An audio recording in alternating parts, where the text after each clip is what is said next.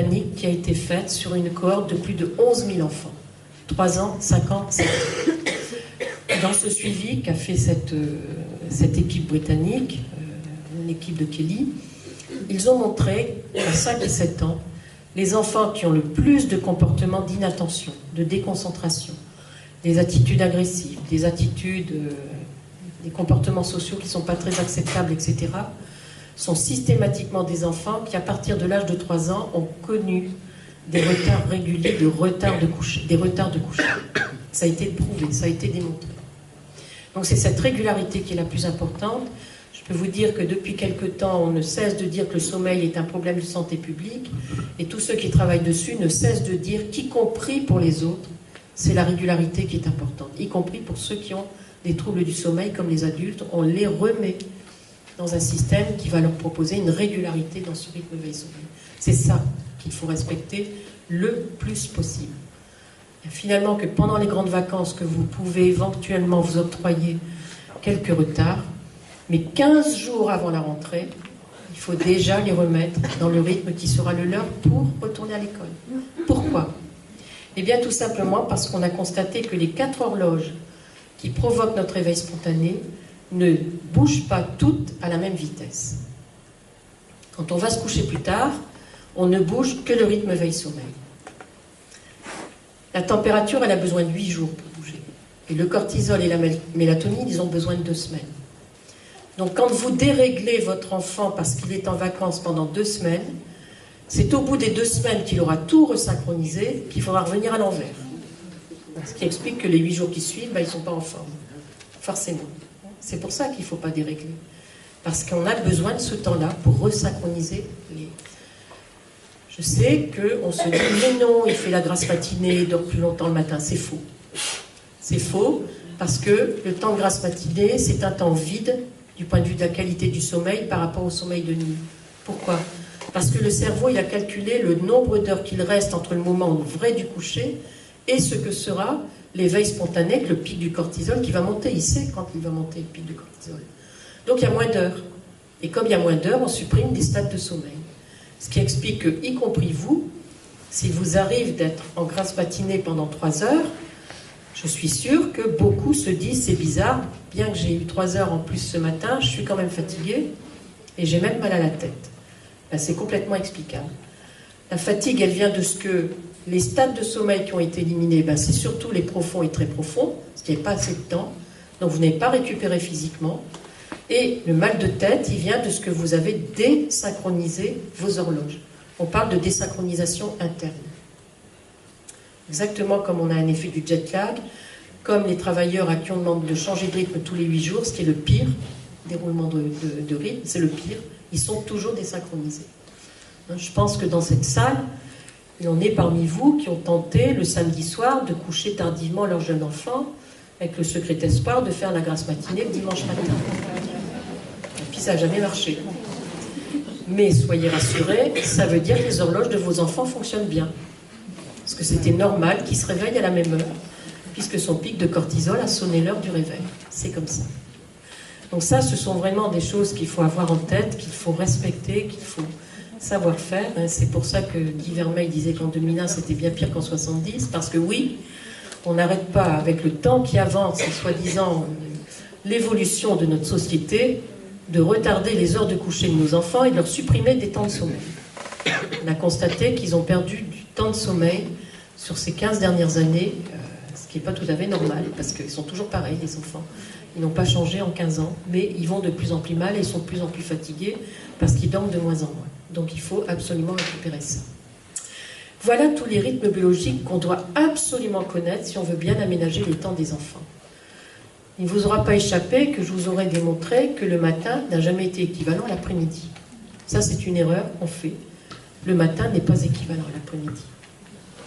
Un psychologue qui s'appelait Alfred Binet avait montré dès le début du XXe siècle, en 1906, il avait montré ça en travaillant sur des dictées et des résolutions de problèmes, et il avait montré que c'était toujours le matin, et en particulier le matin, dès le début de la matinée, que les dictées étaient les mieux réussies et que les problèmes étaient les mieux réussis. Il a fait un bouquin qui s'appelait La fatigue intellectuelle, où il a démontré tout ça, et c'est quelque chose qui lui faisait dire aux enseignants, faites bénéficier vos écoliers de la clarté mentale de la matinée. C'est lui qui disait ça. Et moi, j'y crois vraiment, à cette clarté mentale de la matinée. Un autre chercheur, Pierre Magnin, qui est médecin, et qui est un vieux monsieur également aujourd'hui, et qui a été recteur pendant une période de sa carrière professionnelle, l'a montré également sur le plan physiologique. Et il a montré qu'effectivement, physiologiquement, c'est toujours le matin que la synchronisation est la meilleure. Il l'a démontré. Il a même démontré qu'en aménageant au mieux la pause méridienne, le retour l'après-midi n'est jamais aussi bon que ce que l'on peut en attendre du matin. Donc, c'est une réalité. Le matin n'est pas équivalent à l'après-midi. Donc, de fait, tout ce qui est important pour l'enfant, apprendre à l'école, réussir à l'école, c'est le matin que ça se passe. Donc, plus on a de matinées dans la semaine, et mieux c'est, bien évidemment. Et moi, je suis toujours allée beaucoup plus loin en disant, plus ces matinées sont longues, et mieux c'est. Et ça, c'est aussi des habitudes très françaises que d'avoir des petites matinées de 3 heures, puisque tous les pays avec lesquels je travaille ont toujours des matinées plus longues. Je travaille avec une école italienne, ils sont à 5 heures le matin. Et oui, c'est le matin qu'on est le plus disponible, oui, c'est le matin qu'on peut le mieux faire des choses. Donc en allongeant les matinées, c'est tout gain pour tout le monde. C'est tout gain parce qu'en maternelle, on arrête de bousculer les enfants. J'ai fait énormément d'observations d'école maternelle. Le terme que j'ai entendu le plus souvent revenir dans la matinée, c'est « dépêche-toi ». Dépêche-toi de mettre tes chaussures, dépêche-toi d'enlever ton manteau, dépêche-toi de sortir ton ceci, voilà, dépêche-toi. Et comme à la maison on dit la même chose, vous imaginez la frustration de cet enfant qui a l'impression de ne jamais avoir le temps. Ben oui, il n'a jamais le temps. Il n'a même pas le temps de finir ce qu'il a commencé. C'est très frustrant. C'est très frustrant. Donc plus on allonge les matinées, et plus on leur laisse le temps à ces enfants. Et ça, c'est prouvé. Là, je vous parle quand même d'une expérience qui a aujourd'hui 21 ans. Nous avons 4 heures le matin et que personne ne voudrait revenir dessus, y compris en maternelle. On travaille sur 4 heures et ça se passe très, très, très bien. Donc ça, c'est la première chose que je voulais dire. Les autres choses que je voulais dire également, pour bien organiser la journée, la semaine, etc. de l'enfant, c'est que j'avais travaillé avec un autre prof de psycho qui s'appelait Paul Fraisse, qui avait beaucoup travaillé sur les rythmes des enfants. Et il disait, il avait montré, il avait prouvé que le temps d'attente est toujours trop long pour les enfants. Le temps d'attente est toujours trop long. Et de fait, j'ai pu constater dans certaines écoles, je ne vous parle pas là forcément de Ville d'Avray, mais de tout ce que j'ai pu voir dans toutes mes tournées, qu'il y ait des enfants qui arrivent très tôt le matin, qui peuvent être là à 7h15 ou 7h30, et qu'on fait attendre jusqu'à 9h avant de démarrer.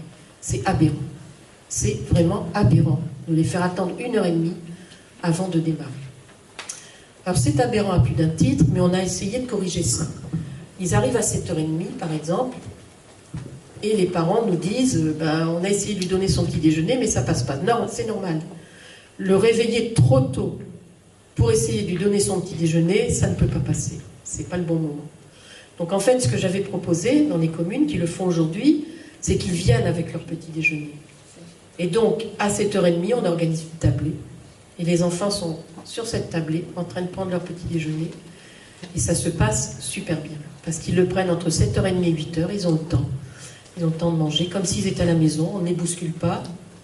Et ça se passe vraiment très très bien, parce qu'ils sont calmes, ils n'ont pas l'impression de perdre leur temps et d'attendre.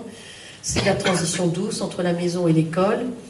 C'est vraiment quelque chose qui fait qu'ensemble, ils se mettent à discuter, à échanger, etc., sur ce que chacun mange. Du coup, il y a des échanges qui se font. Ça se passe vraiment bien. Et tous les professionnels avec qui j'ai travaillé, qui font ça aujourd'hui, ont dit que ça a changé le début de la matinée, véritablement. Et une autre chose que j'ai proposée, là cette fois c'est en travaillant avec les enseignants, tous ceux qui ont été d'accord pour le faire ne le regrettent pas, ils veulent pas revenir en arrière, ça a été d'éviter de laisser les enfants s'énerver 10 minutes dans la cour de récréation avant de rentrer en classe. J'ai également fait des observations d'école élémentaire, je me mettais à la grille et je voyais les enfants arriver avec les parents, la maman ou le papa, dans la main dans la main, etc. Tout calme, tout tranquille. Ils disent au revoir, ils passent le pied de la grille et les voilà partis. Et ils courent dans tous les sens, ils s'énervent, etc. Et après, les enseignants me disent « Ah ben après, il nous faut un quart d'heure, nous, pour qu'ils reviennent. » Ben oui, forcément, forcément. Alors que les enseignants sont là. Donc j'avais dit, laissez les enfants rentrer en classe, puisque vous êtes là, et leur donner ces 10 minutes-là de tranquillité pour sortir leurs affaires, de mise en route tranquille, etc. J'en ai vraiment beaucoup qui le font aujourd'hui et qui m'ont dit on ne changera pas, on ne reviendra pas en arrière. J'en ai même plein qui ont décidé de le faire l'après-midi également. Ils font la même chose l'après-midi. Ils disent c'est super. Voilà. Donc ça, c'est aussi des aménagements. Tout ce que je vous dis là, ça ne coûte rien, hein, parce qu'à chaque fois on m'a sorti le budget. Moi, j'ai plein de choses, il n'y a pas de budget. C'est juste du bon sens et de la bonne volonté pour changer ses habitudes, ses mauvaises habitudes en particulier. Ensuite, on a notre matinée qui est longue. Ensuite, on aménage la pause méridienne, comme je l'ai dit tout à l'heure. Effectivement, on peut aménager le temps de restauration, mais l'après. Alors, par exemple, quand vous avez des grands préaux, on s'aperçoit très vite que les enfants ne font que courir à travers le grand préau. Et dès qu'un enfant veut essayer de faire autre chose, ben, il se prend le ballon dessus, ou il se prend un enfant qui court, et donc ça devient le conflit, voilà. Et ce que j'ai proposé, là où je suis passée, c'était que si on a des parents, je dis des parents parce qu'il y a des mamans bricoleuses aussi, hein, si on a des parents bricoleurs, on peut leur proposer de fabriquer des paravents qui vont servir à délimiter des cases dans le préau et qui sont mobiles. Et donc en délimitant des cases dans le préau de cette façon-là, eh bien les enfants peuvent alors sortir les caplas, sortir les Legos, sortir un puzzle, parce qu'ils vont jouer sur un espace délimité et ils sont sûrs qu'il n'y aura pas de ballon qui va venir tomber dessus ou d'enfants qui courent et qui vont tomber dessus. Donc ça calme énormément les choses à ce moment-là du temps.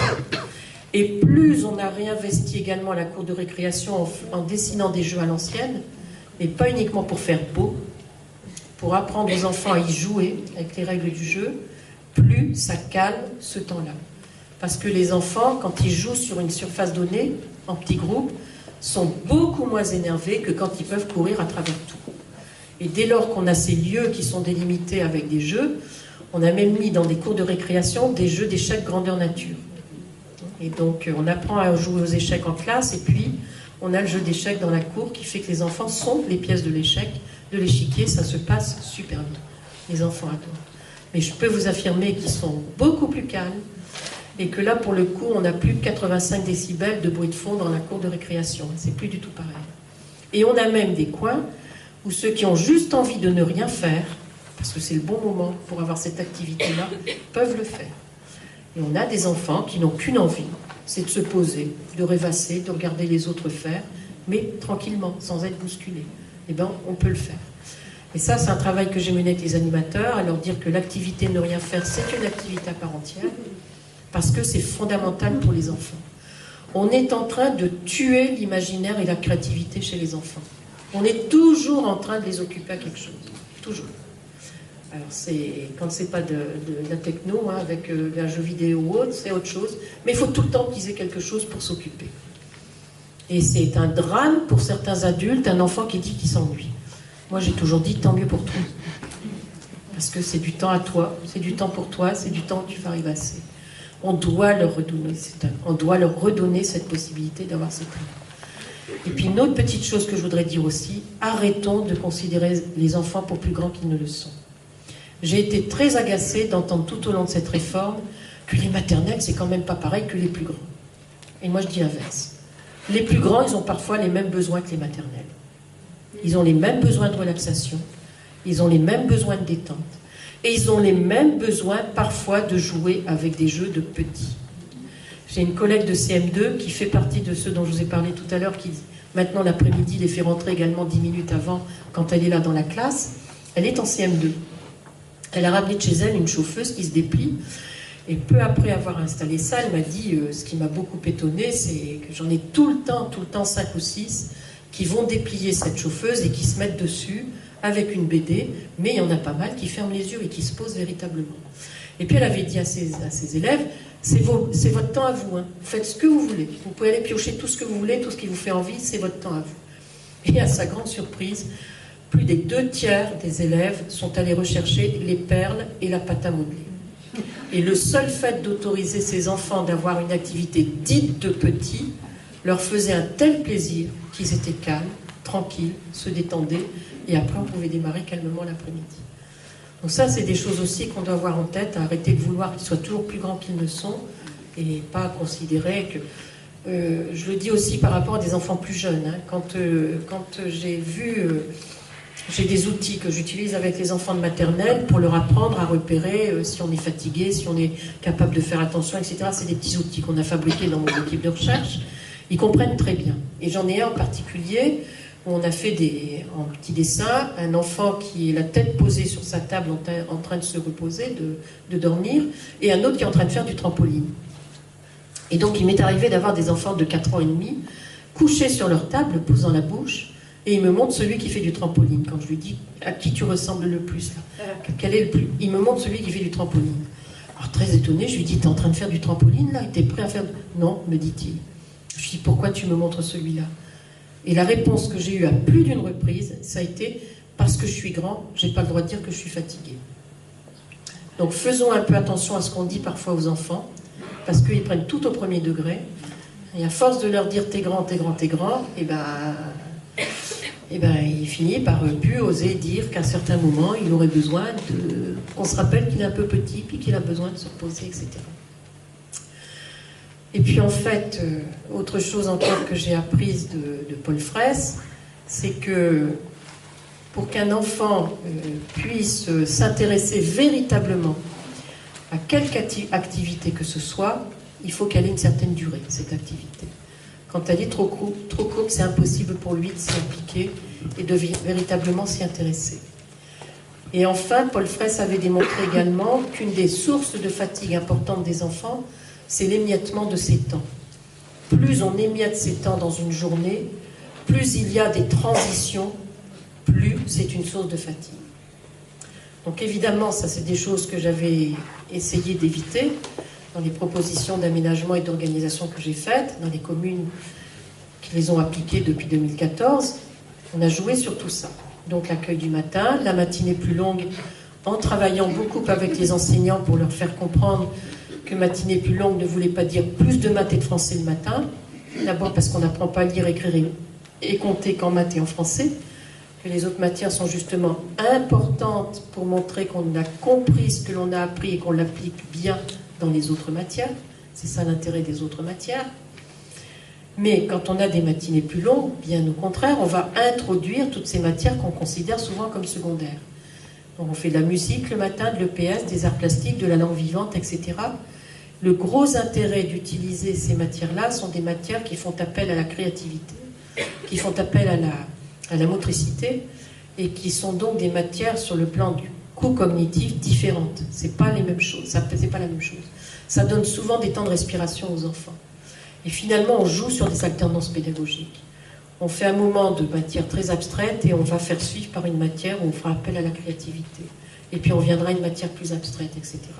Et jouer sur ces alternances, ça maintient la disponibilité des enfants beaucoup plus longtemps qu'on ne le fait quand on fait des matières abstraites qui se succèdent et qu'on renvoie à un autre moment les autres matières. Donc ça, c'est vraiment, vraiment très important. Et on a pu constater également, je dis on parce que c'est vraiment avec les enseignants que j'ai travaillé là-dessus, qu'on fait beaucoup plus facilement des liens entre ces matières-là quand elles sont juxtaposées. On va plus facilement montrer qu'il y a des liens possibles à faire entre les maths et la musique, ou bien entre l'EPS et les maths, que si on fait ça en fin de journée, où c'est éloigné, où on a même oublié ce qu'on a fait. Et travailler sur ces liens-là, ça donne du sens à ce que l'on apprend aux enfants, et on s'est aperçu qu'un peu à la fois, on développe chez eux ce qu'on appelle le transfert d'apprentissage. C'est-à-dire qu'ils prennent conscience que ce qu'ils apprennent dans une matière, c'est utile à une autre. Et plus on le développe au cours de l'élémentaire, plus ils l'auront acquis en fin de CM2, mieux ils le feront quand ils seront en collège, où là, les matières sont vraiment côte à côte. Et s'ils n'ont pas pris cette habitude de faire ces liens, ce sera difficile pour certains d'entre eux. Qu'est-ce que je pourrais encore vous dire? Donc, nous avons des matinées plus longues. Et en fait, nous avons refusé de faire des petits temps d'activité tous les jours. D'abord parce que les enfants n'ont pas besoin d'activité tous les jours. Ça, c'est un leurre. Je crois qu'on les rend même zappeurs. À force de leur faire trop de choses, ils finissent par s'enlacer et puis ils en ont un petit peu marre. Donc, moi, je ne voulais pas de ça. Et tous ceux avec qui j'ai travaillé n'en voulaient pas non plus, ça tombait bien. Donc, on a refusé d'avoir des activités tous les jours. Ayant des matinées plus longues, on a forcément réduit toutes les après-midi. Et donc, on a décidé d'emblée qu'on aurait 3 après-midi plus courtes, Généralement, nos matinées durent 3h30. Je dis généralement parce que j'en ai certaines qui durent 3h45. Mais quand elles durent 3h30, on a donc 2h10 l'après-midi. On a donc 3 après-midi de 2h10 l'après-midi pour les enseignants, et il y en a une au cours de laquelle on met en place un parcours de découverte. C'est-à-dire qu'il n'est pas question d'avoir des activités juste occupationnelles. On construit un véritable parcours de découverte sur des thèmes différents. Un thème citoyenneté, un thème agriculture, un thème activité scientifique et informatique, un thème activité sportive, etc. Et donc, dans chacun de ces thèmes, on a des parcours en fonction des âges des enfants qui vont leur être proposés et qui va permettre à un enfant qui démarre quand il est petit d'avoir tout au long de sa scolarité des parcours qui vont évoluer avec lui, avec son âge, etc. Il aura découvert finalement tous les parcours et tous les thèmes. Ça, c'est un travail différent que d'occuper les enfants avec des activités tous les jours. Très différent. Parce que les parcours, quand ils sont construits, ils ont un objectif à atteindre. Et les enfants savent quel est l'objectif qu'ils vont atteindre. Et ça, c'est vraiment, vraiment très important. Et à partir du moment où ils savent quel objectif ils vont atteindre, eh bien, ils se rendent compte alors qu'ils sont en train de développer des potentialités qu'ils ignoraient avoir, mais qu'ils développent même des compétences nouvelles. Mais ce qu'il est important également, et c'est là que la co-construction du projet éducatif prend tout son sens, c'est que ça ne soit pas fait côte à côte avec l'école. C'est qu'on arrive à mettre en synergie ce temps-là, le parcours de découverte, et le temps scolaire, qu'on le mette vraiment en synergie. Ça veut dire quoi, mettre en synergie? C'est que ce n'est pas que de la complémentarité. Ça veut dire que dans le parcours de découverte, l'animateur va prendre l'habitude de prouver à l'enfant qu'il est en train de mettre en pratique des choses qu'il a apprises à l'école. Si on a un parcours astronomie, il est clair qu'il y a des tas de choses en géométrie qui vont être utiles pour faire les dessins qu'on a à faire. Eh bien, l'animateur pointe le fait que s'il n'avait pas appris ces choses-là à l'école, en géométrie, il ne saurait pas le faire. Donc ça valorise ce qu'on a fait à l'école, ça lui donne du sens et ça renforce chez l'enfant ce besoin d'apprendre qu'on lui donne. On peut prendre l'exemple de plein de choses pour ça. Mais l'inverse est vrai. C'est-à-dire que j'ai expliqué aux enseignants que dès lors qu'ils ont acquis une nouvelle compétence dans ce parcours, ce n'est pas une compétence en dehors de l'école, c'est une compétence qu'on doit valoriser en classe. Et ça a été facilité par le fait que ce sont les enseignants eux-mêmes qui m'ont dit « Ah ben de toute façon, nous depuis qu'on a ces parcours-là, c'est les enfants qui nous en parlent eux-mêmes en classe. » Donc finalement, c'est eux qui rapportent ça et qui disent « Ben voilà ce que moi j'ai appris, ce que j'ai fait. » Et donc il y a un vrai travail de mise en synergie qui se fait. Là, on est dans la continuité éducative. L'enfant se rend bien compte que ce n'est pas des choses qui sont fracturées, qui sont scissionnées. C'est un vrai plus pour tout le monde. Donc ça, c'est l'organisation que j'ai mise partout, depuis 2014, avec des villes qui aujourd'hui ne se posent même pas la question de savoir ce qu'elles font. Elles restent là-dessus, et elles continuent là-dessus. Parce que tout le monde y a trouvé son compte, bien évidemment. Tout le monde y a trouvé son compte parce que les animateurs ont été revalorisés dans leur profession, avec un vrai contrat de travail, puisque dans une ville comme la vôtre, par exemple, on n'a pas forcément libéré la même après-midi pour qu'ils puissent avoir plusieurs après-midi. Et pour que les enfants aient la même qualité des prestations.